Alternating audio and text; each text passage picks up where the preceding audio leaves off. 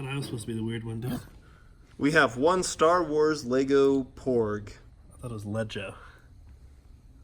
I've heard it both ways. Okay. We are going to, well, I was going to say we were going to beat the world record for putting this together, but I couldn't find any sort of record, so... So whatever we do is the new world record. We're setting it, yeah. So that's still exciting, I think. Yeah, so this is the record to beat, guys. We'll see how long this takes, and ready, set, go.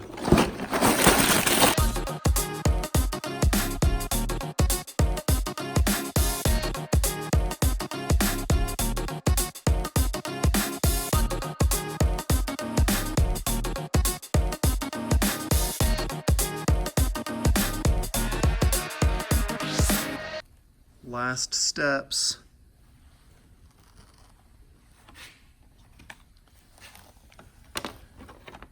Is that it? Place them next to each other. Time! Wait, the last instruction has you do this. Now time! Did anybody have a stopwatch going? We got the GoPro, right? Give us a brief walkthrough of how this Porg works. There's a little tail feather, and when you shake his tail feather, He just, like, his arms twitch and his mouth opens. Dan, can you add some sound effects over this? Now the goal is there's a rod that goes right up the center that when you move his tail, it like moves that up and down, and it's like a 1/4 inch wide. And if we get the Waterjet to cut straight down that piece and cut it into two, maybe we will have two independent functioning sides. Is it better to try to have two sides, or to just go off center and know you'll get one side? That still kind of works. I really don't think that would even work.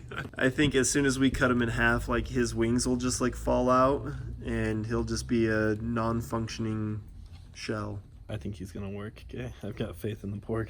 Got his pillow of clay, his tail clay nest, I learned this in pottery class. and that's below the 6 inches, so we should be able to just get it right over, right down his face, and we'll get 2 Lego sets out of 1.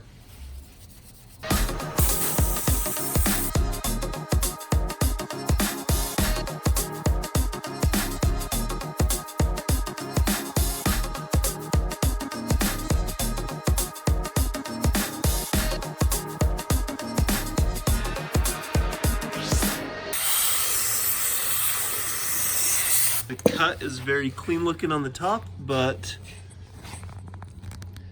He's got a gaping hole in his bottom. And there's our reveal. and there it is. His head fell off. I mean, it was the middle piece that went through here, and I think that was... That just got eaten. Mm-hmm. So this side, we pull him out of the clay. All this side is still attached. Still attached, and Oh, that's them. that's the thing that controls the mouth. It's still all there. Try moving just the red stick and get his wing to lay flat. Hold him upright. His wing's like not attached. Oh, somehow. it's the piece is just loose in there. It falls out with the mouth because it's this. Oh, it just pushes it. Yeah, it just pushes up on it. And so in this, okay. Dan. Just, hold on, that brown piece is supposed to go. There you go. Okay, now he still works. This, I wasn't expecting this cool of a cross section. Like even the boring parts right here where it's just a bunch of pieces stacked on top of each other, it still looks pretty cool, especially his head. It was a million tiny pieces, and it's just so complex looking. And we made it. Then we unmade it. This one was a preliminary Lego test. We want to do it with a bigger, more expensive set, but we weren't sure how well it would work. And on the less complex, smaller set, it's pretty cool. Do you think we should do the bigger one?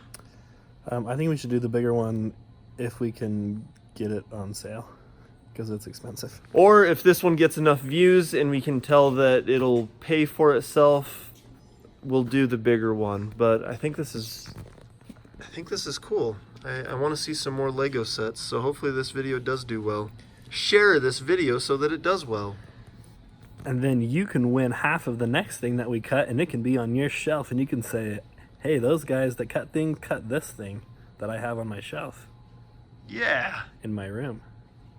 Right here. Or your man cave. Or what do they call it, a she shed?